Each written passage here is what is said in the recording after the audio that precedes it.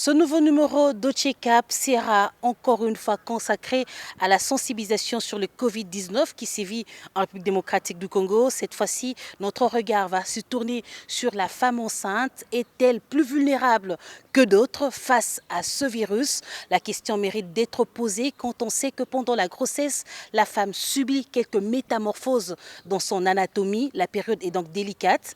Y a-t-il de risques particulier pour la femme? Quelles précautions prendre? Autant de questions et d'autres que nous allons poser à notre invité. Mais d'abord, ce reportage. Cette jeune dame enceinte est touchée par le coronavirus. Sur son lit, elle explique brièvement ce qui lui est arrivé, mais aussi la prise en charge dont elle bénéficie. L'équipe a directement pris en charge mon traitement, ils m'ont pris en charge, on m'a pris tous les paramètres, même la glycémie parce que je suis enceinte. Et ensuite, directement, j'ai commencé mon traitement le soir même. Et puis le lendemain, je me sentais déjà beaucoup mieux. Et en plus de ça, j'ai eu un suivi avec un gynécologue et des psychologues. Chaque matin, chaque soir, je reçois mon traitement et on prélève mes paramètres. Donc c'est rassurant de savoir qu'il y a une équipe qui vous suit de près. Face à cette crise sanitaire, l'angoisse et l'incertitude que vit la femme enceinte risquent de s'accentuer. Une situation qui mobilise davantage la sage-femme pour assister les femmes enceintes, d'autant plus que la grossesse affecte le système immunitaire de celle-ci. Même si officiellement, elle ne figure pas sur la liste des personnes vulnérables, la femme enceinte est appelée à plus de vigilance au regard de son système immunitaire faible lié à son état physiologique. Nous avons pour mission d'accompagner le gouvernement dans l'amélioration de la santé maternelle pour l'atteinte de 3 résultats transformateurs, dont la zéro mortalité maternelle pour des causes évitables. Et cela même durant la pandémie au Covid-19. Ils vont avoir les compétences nécessaires, non seulement pour se protéger elles-mêmes, mais pour bien protéger aussi les accouchés qui sont à leur charge. Les femmes qui viennent accoucher, ainsi que les bébés qui vont naître de ces accouchements. Le Fonds des Nations Unies pour la population, en appui à la riposte au Covid-19, renforce les capacités d'une centaine de femmes et prestataires de soins obstétricaux et néonatales de Kinshasa sur la prévention et le contrôle des infections dans la riposte au Covid-19. Ceci pour accroître les compétences de ces donneuses de vie dans leur travail quotidien. Nous remercions UNFPA pour l'organisation de cet atelier. Maintenant, là, nous sommes à la hauteur de faire face à cette pandémie par rapport à nos structures pour la gynéco-obstétrique en général. Parce qu'à la fin de ça, on a fait un petit plan de redressement. Et ce plan-là va nous aider dans nos structures à réajuster ce qu'on doit faire. La formation a été vraiment bénéfique pour nous parce que ça nous aide quand même à connaître que 80% des gens sont asymptomatiques et nous devons vraiment porter le gant, c'est vraiment utile. C'est parmi les mesures les plus simples que nous pouvons adopter pour pouvoir minimiser la contamination pour cette maladie. Même si le risque de la transmission du coronavirus de la mère vers le fœtus n'est pas encore totalement avéré, la femme enceinte doit redoubler la vigilance afin d'éviter de contracter la maladie. L'UNFPA veille sur sa sécurité, mais aussi celui du personnel soignant.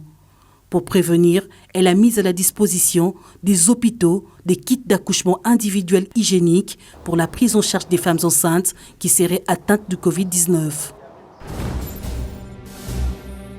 Check-up reçoit aujourd'hui le docteur Yolande Kapend. Elle est gynécologue obstétricienne à la clinique Ngaliema, ici à Kinshasa. Bienvenue, docteur.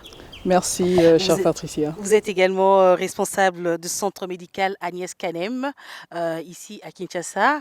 C'est un plaisir de vous recevoir encore une fois sur ce plateau pour parler de la femme enceinte et surtout en cette période d'épidémie. Docteur, aujourd'hui, quel est le moral de la femme enceinte? Merci Patricia, c'est toujours un plaisir d'être avec vous. Le moral, il est maintenant, il se retape parce qu'il a été quand même bas. On l'a vu déjà avec l'afflux des femmes enceintes. Donc le moral, il est bas, ils le récupèrent de plus en plus. Elles ont confiance en elles maintenant et elles ont compris pour la plupart la situation actuelle du problème. Voilà.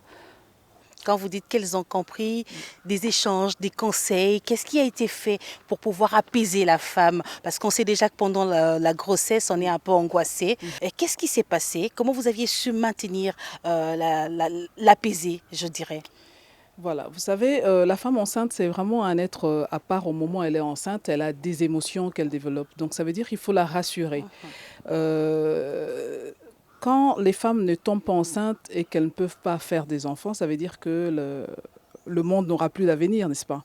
Donc, sans même le savoir, sans le vouloir, elles ont une attitude qui fait qu'elles ont une crainte devant cette pandémie. C'est une pandémie mondiale, donc c'est vraiment une épidémie mondiale, comme on le dit. Et donc, la sensibilisation qui a été faite sur tous ces plateaux de télévision, à la radio, on ne parle que de ça. Ça a aidé à pouvoir faire comprendre à ces femmes qu'il y avait moyen de poursuivre leur grossesse sans avoir beaucoup de crainte par rapport à cette pandémie. Et donc, le problème de sensibilisation a beaucoup joué. Et à notre niveau, donc quand elles viennent en consultation, nous avons l'obligation de pouvoir rappeler cela. Donc, il faut rappeler, mais il faut rassurer surtout. Vous savez, vous pouvez parler quand la personne n'est pas convaincue, elle ne pourra pas forcément suivre ce que vous dites. Hein. Donc, d'ailleurs, le but justement de ces présentations, c'est de ne pas oublier ces femmes enceintes. Parce qu'après tout, c'est elles qui vont assurer la progéniture de demain. Donc, il faut leur dire, oui, vous êtes enceinte maintenant, mais il y a des dispositions qu'il faut prendre pour vous aider à poursuivre à votre aise votre grossesse. Il ne faut pas oublier la femme enceinte, docteur. C'est la question aussi que l'on se pose.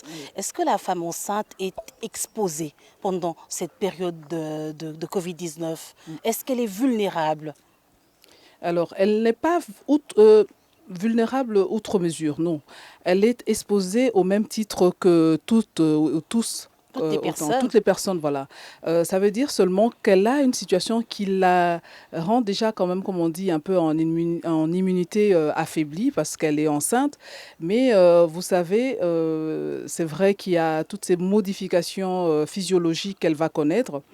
Mais il suffit de vraiment de se comporter comme toutes les autres personnes. Ça veut dire que toutes les mesures que l'on est en train de prôner, les mesures barrières pour pouvoir éviter l'infection et même leur comportement, elles sont vraiment pas c'est pas qu'elles elles sont plus exposées, non. Elles ne sont pas à l'abri non plus. Elles ne sont pas à l'abri. Donc c'est juste prendre les mêmes précautions. Et même moi, j'ajoute toujours une précaution de plus, c'est que les femmes enceintes en ces temps-ci doivent être celles qui doivent porter le plus possible de masques autant que le personnel médical le fait.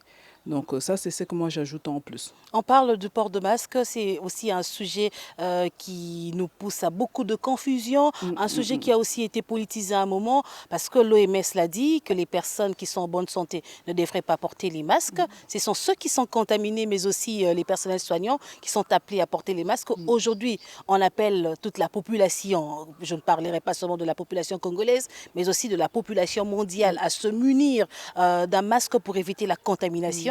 Docteur, est-ce que vous pensez qu'il le faut absolument, pas seulement pour la femme enceinte, mais aussi pour le commun de mortels, je dirais? Je pense qu'il le faut. Le masque, en tout cas, il va aider à réduire sensiblement déjà la transmission. Parce que vous savez qu'il y en a qui sont porteurs sains. Donc ça veut dire qu'ils ont le virus en eux, mais qui n'ont pas la maladie ou qui n'en développent pas. Ou alors qui se retrouvent en contact permanent avec, je voulais dire, avec les personnes malades sans le savoir. Voilà. Donc l'idéal, c'est de le porter. Je crois que c'est vraiment une histoire politique. Hein. Le Covid-19 est une très jeune maladie. N'est-ce pas? Elle a à peine commencé. Ce qui fait qu'on n'a pas tellement encore maîtrisé. Chaque jour, on se réveille, il y a une nouvelle publication qui contredit ce qui a été fait, qui nous corrige sur la façon de soigner, qui nous dit que non, ce n'est plus ces molécules, il faut plutôt utiliser cela. Et bref, il y a vraiment une évolution dans la maladie.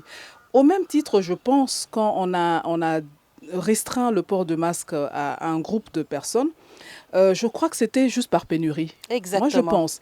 Parce qu'aujourd'hui, vous êtes sans l'ignorer, les États-Unis a, comme on dit, taclé, si vous voulez, la France avec une commande des masques. Donc, est-ce que c'est censé? Donc, c'est tout simplement pour dire que les masques n'étant pas disponibles et pour pouvoir éviter qu'elles ne soient consommées excessivement par la population, on leur a dit, vous n'en avez pas besoin. Mais comme l'humain est toujours une personne d'évolution permanente, qu'est-ce qu'elle a compris? C'est qu'elle peut faire ce masque seule. Donc, si vous pouvez faire déjà quelque chose qui vous aide à avoir comme une barrière Exactement. entre vous et la personne en face ou même l'air ambiant, je crois que ça aide déjà à faire un exploit. Donc, on n'a pas forcément besoin d'un masque approprié, le FFP2, mais seulement on peut se faire un masque de fortune qui va vous permettre de pouvoir relaver et même de Exactement. l'enrichir. En tissu, en Voilà, pagne. voilà, en tissu, en pagne, bien que ce n'est pas le masque approprié, mais au moins cela va permettre quand même d'aider à réduire sensiblement la contamination. Je reviens à la prise en charge de la femme enceinte. Un schéma thérapeutique a été mis en place, adopté dans les cliniques qui prennent en charge les personnes souffrant ou atteintes du Covid-19. Est-ce le même schéma qui est aussi conseillé pour les femmes enceintes? Oui. Là, je dis Dieu merci. Ce sont des molécules qui ne sont pas contre-indiquées à la femme enceinte et ça, c'est un avantage. Donc, pour nous, il n'y a qu'à faire du copier-coller selon les stades. Vous savez qu'il y a 3 stades, le stade tout à fait 1, le stade 2, les stades sévères où l'on parle des insuffisances respiratoires et tout. Alors, dès le début, dès que l'on sait confirmer que la femme enceinte est atteinte du Covid-19, oui, elle peut être prise en charge de la même manière que toutes ces personnes-là. Au début, il y avait des hésitations dans la prise en charge, donc on ne prenait qu'au niveau du stade 2 et du stade 3, bien sûr, dans la mesure du possible. Mais maintenant, il est possible de prendre en charge comme il se doit. Donc, dans les protocoles que nous avons mis à disposition dans les hôpitaux, avec la Société congolaise de gynécologues, donc on a essayé d'avoir un protocole unanime qui va nous permettre de suivre. Donc, on doit dire que vous êtes bien préparés. En cas de Covid chez la femme enceinte, Oui. vous saurez la prendre correctement en charge. Nous saurons la prendre correctement en charge et bien sûr avec toute l'équipe de la riposte parce que nous, bien sûr, la prise en charge concerne non seulement cette femme enceinte mais ce qui pourra arriver à devenir au fœtus. Donc voilà, donc la prise en charge, elle intègre un peu cela et il faut dire également dans le monde, il n'y a pas eu beaucoup de publications sur la prise en charge de la femme enceinte porteuse du Covid. Jusqu'à ce jour, à peine 2 grandes études, 2 grandes études aussi avec des populations encore minimes. Hein. Donc, vous savez, quand on fait une étude sur une grossesse, on fait l'étude de le premier mois de gestation jusqu'à l'accouchement et on va au-delà pour voir le devenir de l'enfant et même de la femme enceinte. Parce que qui sait si le Covid peut entraîner une infertilité. Parce qu'on en parle déjà, on dit qu'il y a des atteintes au niveau de testicules, donc il pourrait y avoir une infertilité masculine après le Covid. Parce que jusque-là, on estime que le pourcentage est un peu élevé chez l'homme que chez la femme. Alors ça, c'est une histoire de sexe ratio. Quand on le remarque comme ça, moi je parle d'une image panoramique, hein, ça veut dire que l'étude est en cours, on remarque effectivement que la létalité est plus masculine. Mais vous savez aussi les maladies cardiovasculaires, donc les comorbidités liées auxquelles s'adhère le Covid, sont les pathologies que vous connaissez, chroniques, diabète, hypertension, et aussi dans la population mondiale, c'est la population masculine. Donc peut-être c'est seulement par ce fait-là. Docteur, mais vous étiez en train de répondre à une question que je m'apprêtais à vous poser. Est-ce que l'on peut transmettre la maladie, la mère qui est enceinte, qui est porteuse du Covid, est-ce qu'elle peut transmettre la maladie à son fœtus? Oui. Y a-t-il de risques à craindre? Alors, la très bonne nouvelle, c'est que non. Le Covid ne traverse pas la barrière hémato-placentaire jusque-là. Donc, tout ce que nous disons aujourd'hui, ne soyons pas surpris que d'ici 10 ans, quand les choses vont se cadrer, quand le vaccin sera là, quand tout sera bien défini, qu'on nous dise si ça peut traverser, voilà les conséquences, voilà les implications sur le fœtus ou l'enfant à venir. Mais aujourd'hui, jusqu'à ce moment-ci, on n'a pas constaté qu'il y avait une traversée du virus de la mère à l'enfant, au fœtus. Vous parlez du vaccin. Est-ce que vous pensez que le vaccin est le bienvenu dans ce contexte de pandémie contre le coronavirus? Alors là, il ne faut pas faire tellement place aux émotions. Vous savez, si on a réussi aujourd'hui à limiter la méningite, c'est parce qu'on parle de vaccins. Si aujourd'hui la grippe ne tue plus autant qu'elle tuait en Europe, c'est parce qu'ils ont un vaccin. Si aujourd'hui la rougeole ne tue pas tant nos enfants, c'est parce qu'il y a un vaccin, ainsi de suite. Et si aujourd'hui la poliomyélite aussi ne fait plus les dégâts d'avant, c'est parce qu'il y a un vaccin. Quoique au moment où je vous parle, il y a une recrudescence, il y a encore des cas qui se développent aujourd'hui de polio parce qu'il y a eu quelques petites erreurs dans la vaccination. Donc, le vaccin, il restera le bienvenu. C'est comme on dit, une des découvertes médicales qui a été faite dans les siècles passés et qui ont permis quand même sensiblement à réduire la mortalité des populations mondiales. Donc, le vaccin, il est le bienvenu. Bien sûr, il y a un protocole. Il y a un protocole à suivre. Je n'entrerai vraiment pas dans le débat, dans le fond, parce que je ne suis pas non plus attitrée pour cela. Mais s'il y a lieu de faire des recherches sur cela, parce que le vaccin, on ne le fait pas pour tuer. C'est une recherche. Et les gens sont, comme on dit, consentants. C'est-à-dire qu'ils comprennent ce qui va arriver, on leur explique ce qui peut arriver et on s'assure de pouvoir les prendre en charge au cas où il y a un problème. Donc, il faut qu'on trouve un vaccin, parce que si on trouve un vaccin, on aura déjà élucidé une grande partie de cette situation. Parce que regardez un peu, le monde, il est mis en pause. On est tous suspendus, on ne sait plus qu'est-ce qu'on fait, on ne sait plus que nous réserve le lendemain. On se réveille chaque jour avec des morts autour de nous. Donc, bref... des questionnements, des interrogations. Chaque jour. Tout est valable parce qu'il faut s'assurer de la pérennité. Demain, qu'est-ce qu'elle sera demain? Docteur Kapend, les symptômes liés à cette maladie sont connus. On parle des éternuements, on parle de la toux sèche, on parle des fièvres, des courbatures, de la fatigue, des symptômes qu'on le retrouve aussi chez la femme enceinte. Mais qu'est-ce qui pourrait l'alerter davantage?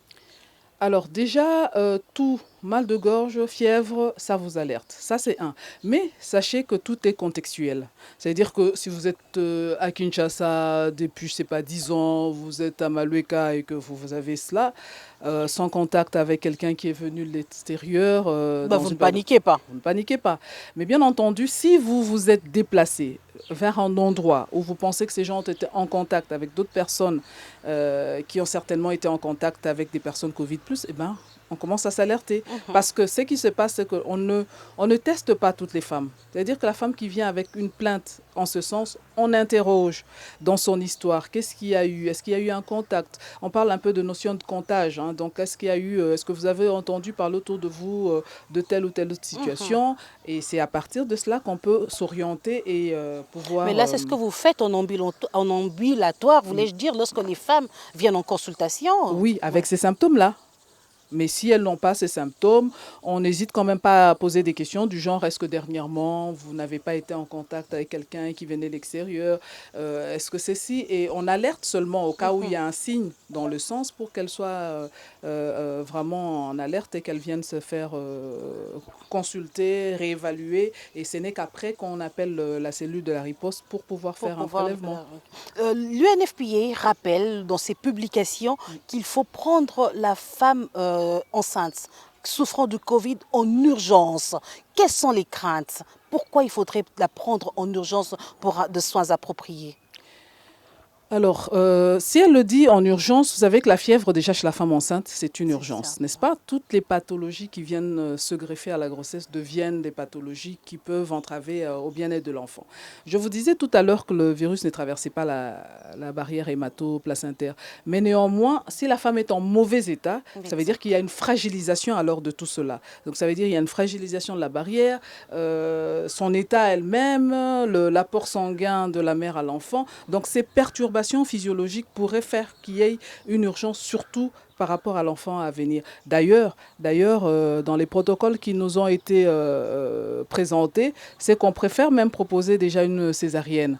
Bon, je ne parle pas des conditions de prise en charge, parce qu'une femme Covid-19, elle est prise vraiment à part. Hein. Ça veut dire qu'elle est prise par une équipe qui est bien formée, bien protégée, dans une salle unique.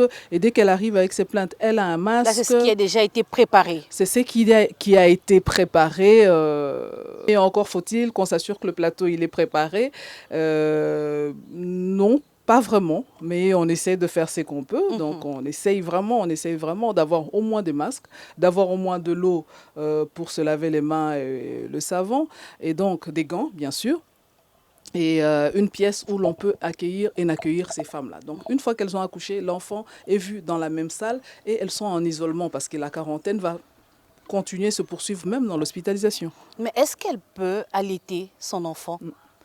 Dans les mêmes publications également, dans le même ordre, on a constaté qu'il n'y avait pas de passage de Covid dans le lait maternel. Dans le lait maternel. Oui. Et ça, c'est maintenant. Alors, encore faut-il qu'on attende pour pouvoir retrouver. Donc, elles ne vont pas allaiter. Mais si c'est une femme en stade 3, donc elle ne pourra pas allaiter par rapport à son état déjà. Mais si elle est en stade 1, donc l'allaitement se fera sans problème parce qu'elle est physiquement forte. En stade 2, elle va apprécier. Mais sinon, ça deviendra vraiment au cas par cas et selon l'état de ces femmes. Vous aviez parlé de la littérature. C'est vrai qu'on est tous en train de suivre l'évolution de cette maladie. À l'étranger, à l'extérieur du pays, certains médecins affirment que la femme souffrant du Covid doit être prise en charge, doit accoucher par césarienne. Est-ce que vous confirmez cela, docteur? Est-ce qu'il faut à tout prix qu'elle accouche par césarienne? Je le confirme, mais ça dépend aussi de quand est-ce qu'elle vient. Vous savez, une femme qui vient déjà en travail avancé, dilatation complète,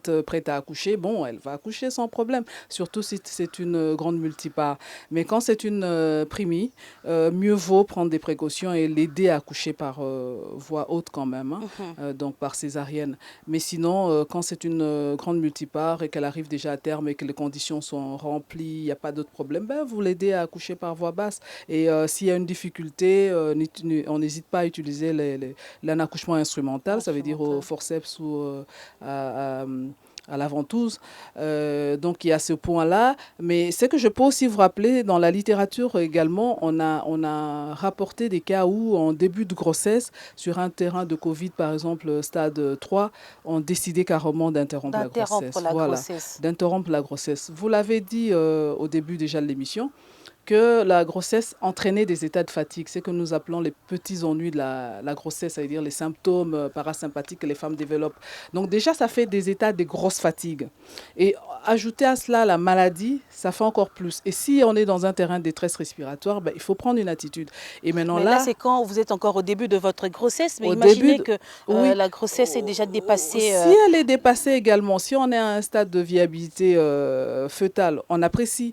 Donc si on est autour de 28 semaines, donc on est dans la prématurité, on peut avoir une prématurité induite et quitte à envoyer le nouveau-né en néonatologie.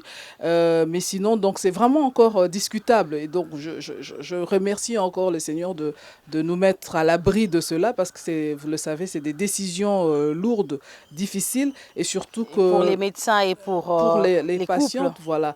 Parce qu'à ce moment, d'abord, fréquenter les hôpitaux devient, comme on dit, un stress permanent. Rester en plus à cela à l'hôpital 5-6 jours ou au-delà, c'est encore plus. Donc, vous voyez, c'est vraiment discutable. Mais justement, docteur, vous qui êtes clinicienne, vous êtes dans les hôpitaux pratiquement tous les jours. Comment ça se passe? Est-ce que vous êtes débordé aujourd'hui? L'accueil des patients Covid, l'accueil des patients qui souffrent d'autres maladies, parce qu'on ne va pas quand même oublier qu'on se présente aussi dans les hôpitaux pour d'autres maladies. Comment ça se passe, le quotidien dans les hôpitaux actuellement? Alors l'avantage, c'est celui-là, c'est celui d'avoir des cellules de riposte. C'est ça l'avantage. Donc quand on a une cellule qui permet à ce qu'on accueille ces gens pour leur prise en charge, donc elles savent où elles s'orientent, parce qu'il y a, comme on dit, un tri. Et les débordements, non. Au contraire, c'est vraiment dégarni. Moi, je parle de taux de 30% hein, quand même, parce que si vous aviez en semaine une consultation de minimum 30 fois 3, donc 90 ou 100 personnes, et qu'aujourd'hui on en est à 10 fois 3, 30. Donc, vous voyez, les gens ont peur d'aller à l'hôpital, comme les vous l'avez dit. gens ont peur d'y aller, beaucoup de questionnements. Le matin, on vous appelle pour être sûr, est-ce qu'on peut arriver, est-ce que c'est garanti, c'est certifié. Je ne peux pas donner la garantie à 100%. J'ai dit non, l'hôpital est est ouvert en permanence, quoi qu'il arrive, on n'a pas le choix. Donc l'hôpital est là, les précautions sont prises et quand les cas nécessitent qu'ils soient pris en charge par la riposte, donc les cellules de riposte des différents hôpitaux, cela se fait comme tel. Donc bref, l'hôpital fonctionne comme il fonctionne, bien sûr avec un rythme modifié. Nous l'appelons un service, comme on dit, un peu minimum, recadré. Docteur Yolande Capen, je disais que vous êtes gynécologue obstétricienne à la clinique Galliema. Vous avez géré également un centre privé. Vous êtes dans la logique qu'aucune femme ne doit mourir en donnant la vie et aucun enfant en venant au monde. Quelles sont vos craintes par rapport à cette épidémie? Alors, par rapport à cette épidémie, voilà, on ne va pas être pessimiste. Okay, on se dit que les choses évoluent et quand on regarde déjà, on sent que le stress tombe, mais malheureusement la vigilance de protection aussi. Malheureusement. Donc, malheureusement. Déjà au centre, comme dans tous les centres de la ville, vous remarquez que les affiches sont là pour rappeler que la pandémie existe. Dans l'accueil déjà du centre où nous sommes promotrices, il y a la prise de température à toute personne qui vient, les lavages de mains, en 1, 2, 3 fois même jusqu'à la désinfection. Donc avant vraiment d'entrer en contact avec le médecin, il a déjà passé, comme on dit, ce baptême de feu. Exact. Voilà. Et il y a un questionnaire qui est remis par le service de commune, donc la zone des santé, qui permet de pouvoir vérifier, n'est-ce pas, de pouvoir vérifier sur le document ce qu'on dit épidémiologie, ça veut dire quel est le contact qu'ont eu ces personnes avant d'arriver à l'hôpital. Voilà. Mais docteur, j'aimerais rester justement sur cet angle-là. Vous parlez de mesures qui sont prises dans le centre où vous êtes, pas seulement à la clinique Galliema, mais au centre Agnès Camine. Est-ce que je peux savoir quel est votre apport dans cette riposte? Une riposte qui se veut non seulement multisectorielle, mais c'est aussi une affaire de tous. Vous, en tant que médecin, mais aussi en tant que responsable d'une structure privée, quel est votre apport dans cette riposte? Alors, la formation, encore et encore, du personnel avec qui nous travaillons.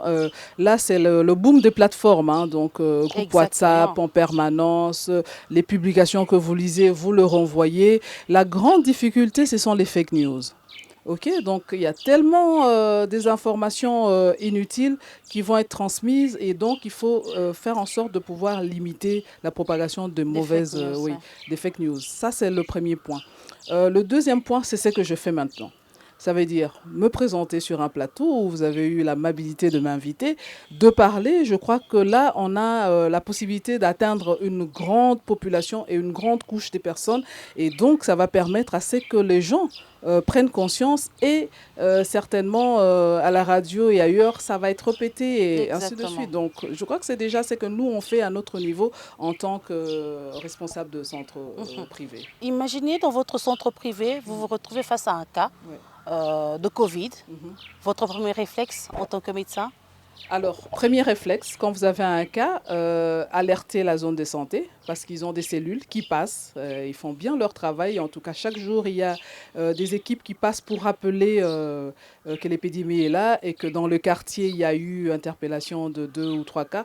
Donc, ils passent et vous avez l'obligation d'appeler. Donc, on ne s'alarme pas et on interpelle, on prend toutes les coordonnées et on fait les premiers soins parce que cela doit être fait. Et la première des choses, bien sûr, c'est la protection. Quand vous venez, vous remarquez que tout le personnel est masqué. Et ganté aussi au besoin, selon les cas.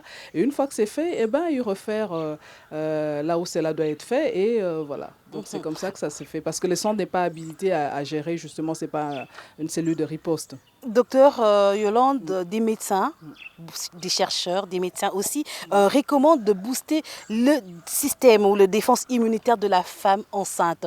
Qu'est-ce que vous recommandez, vous, en tant que gynécologue, à la femme enceinte pour booster son système immunitaire? Alors, il est difficile quand même de booster en temps de grossesse, mais vous savez que dès le début de la grossesse, nous donnons toujours ce que nous appelons des oligo-éléments, des vitamines. C'est des choses déjà qui permettent à ce que la femme soit assez forte pour supporter sa grossesse et surtout pour donner les capitales nécessaires à son enfant à venir. Donc, on ne booste pas outre mesure, mais au contraire, on leur recommande un mode de vie, comme on dit, hygiéno-diététique assez qualifié. Une Ça veut dire alimentation une saine et alimentation équilibrée. saine, équilibrée, les fruits plus et encore plus. Là, vraiment, les 5 fruits et légumes ont toute leur place. Et quoi encore voilà, c'est exactement ça. Donc, quand tu as demandé booster l'immunité avec autre chose, non, pas grand-chose. Le reste, vraiment, c'est qu'il y a, parce que vous savez, cette maladie, et c'est ce qui est bien avec elle, c'est que 80% des personnes en guérissent. OK? Ce sont les 20% qui finissent par mourir des complications de la maladie. Donc, si dans ce sens-là, ça veut dire que chacun au moins a un capital immunitaire qu'il a acquis. Et donc, ces femmes enceintes doivent au contraire, finalement, éprouver cette immunité-là. Ça pourrait être une secousse à un moment donné. Elles se reprennent et je pense qu'après, tout va bien. Docteur Yolande Kapand, on va finir cet entretien, mais par un conseil que vous allez donner aux femmes enceintes qui vous écoutent en ce moment, mais aussi il y a aussi des jeunes femmes qui aimeraient encore être fixées par rapport à cette pandémie de Covid-19. Que pourriez-vous leur dire? Alors, premier point, c'est que la grossesse se poursuit. Et d'ailleurs, ça, c'est comme on dit, vraiment un bel avenir. On se dit qu'elles sont responsables de ce que sera demain, ce monde. Donc, c'est déjà pour nous quelque chose d'important. Ça veut dire que la vie ne s'arrête pas. Ça, c'est de 1. 2, les mesures barrières qui sont conseillées à toutes ne sont pas contre-indiquées chez ces femmes. Donc, il y a l'obligation de faire ce qui est recommandé, le lavage de mains le plus possible. Si elles peuvent plus se laver les mains et au besoin utiliser la solution hydroalcoolique, ça, c'est impeccable. Qu'elles ne sortent pas de chez elles sans avoir leur masque de fortune ou un masque approprié, c'est encore une chose. N'oubliez pas vos consultations prénatales, très important. Les attroupements, les échanges en groupe, vous le savez, sont prohibés. Ça veut dire on garde la distanciation sociale tout en étant toujours sociable parce qu'il ne faut pas non plus perdre le caractère social qui nous habite. Et qu'est-ce que je peux leur dire aussi? Les hôpitaux sont ouverts. Donc, à tout moment, les consultations sont là. Il y a toujours des médecins qui vous attendent dans les différents centres. Mais aussi, si vous ne pouvez pas atteindre votre centre ou votre hôpital habituel, n'hésitez pas à aller dans le centre le plus proche, où l'on sait qu'il y a toujours une prise en charge bien recadrée, parce que dans tous les centres de santé de la ville de Kinshasa, dans tous les centres de santé de la République, il y a toujours un personnel, comme on dit, un spécialiste, un expert de la santé qui va prendre en charge ces femmes et qui va les conseiller et les orienter. Mais faites-le quand même à temps, parce que les femmes ont eu tendance à délaisser les consultations ou à dire non, je n'y vais pas, j'attends que ça finisse. Mais nous, on ne sait pas quand ça va finir. Donc, mieux vaut aller pour qu'on puisse détecter s'il y a un problème et rapidement qu'on le prenne en charge pour que nous ne passions pas à côté d'autres problèmes. Mais est-ce que les consultations prénatales se font aussi normalement dans les hôpitaux? Elles se font normalement, comme je disais, au ralenti peut-être parce qu'il y a beaucoup d'hésitation. Et puis, n'oubliez pas, il y a la pandémie de Covid, mais toutes les autres maladies que nous connaissons sont toujours là. Exact. Donc, ça veut dire que la femme diabétique en gestation aura toujours son problème de diabète gestationnel. L'hypertendu, donc la prééclamptique, aura toujours son problème de prééclampsie. Les autres infections urinaires, autres paludisme, les pneumonies, la tuberculose, les terrains d'asthme, donc ou d'autres pneumopathies, existeront toujours. Donc, il ne faut pas qu'il y ait une distraction et qu'on se dise, bah, si j'ai de la fièvre, en allant à l'hôpital, on va s'alarmer, on va me prendre comme Covid. Non, non, non, non. Ça veut dire qu'elles viennent d'ailleurs pour fièvre et pour, finalement, c'est un paludisme. Pour fièvre et c'est une infection urinaire. Donc, il ne faut pas oublier parce que la femme enceinte, elle n'est pas que elle seule, elle est aussi porteuse d'une grossesse. Donc notre intérêt, c'est de préserver le bien-être de ces fœtus. Donc il faut le surveiller. Il faut des échographies quand il le faut et bien entendu une surveillance au monitorage ou au monitoring fœtal quand il le faut. Donc il ne faut pas que ces femmes puissent hésiter à aller à l'hôpital et surtout qu'elles viennent par exemple dans des états d'urgence où dans ce chaos, on ne puisse pas être en mesure de pouvoir déceler l'urgence et sauver leur enfant. Et aussi rappeler que l'automédication est à proscrire. Tout à fait, l'automédication est à proscrire, donc mieux vaut avant de prendre quelque chose. Aujourd'hui, on tolère les appels au téléphone, il n'y a pas de problème quand on peut aider et vous donner les premiers soins. C'est cela, et c'est comme ça que je vous parlais des consultations dans les centres les plus proches. Exact. Merci beaucoup, docteur Yolande Kapand, d'avoir C'est répondu à notre invitation. Je rappelle que vous êtes gynécologue obstétricienne à la clinique Ngaliema. Vous êtes également responsable du centre médical Agnès Camine. Exactement. Voilà, mesdames et messieurs, on va insister sur les gestes barrières, très importants pour pouvoir éviter la contamination, mais aussi la propagation de la maladie. Je vous laisse donc suivre cette vidéo et on se retrouve juste après.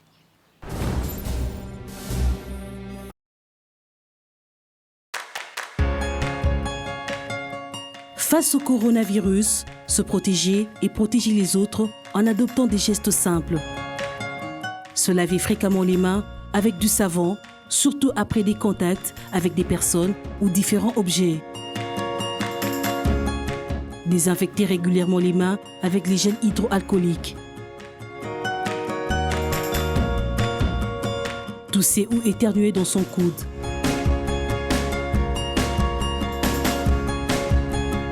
Utiliser un mouchoir à usage unique, ensuite le jeter à la poubelle. Éviter de se serrer la main et de s'embrasser.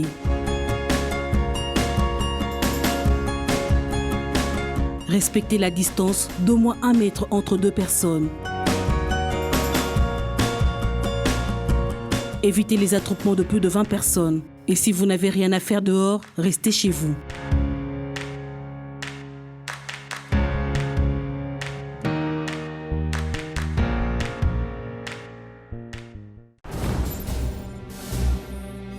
Et voilà, cette émission est finie. Je vous retrouve prochainement sur Bio1 Télévision.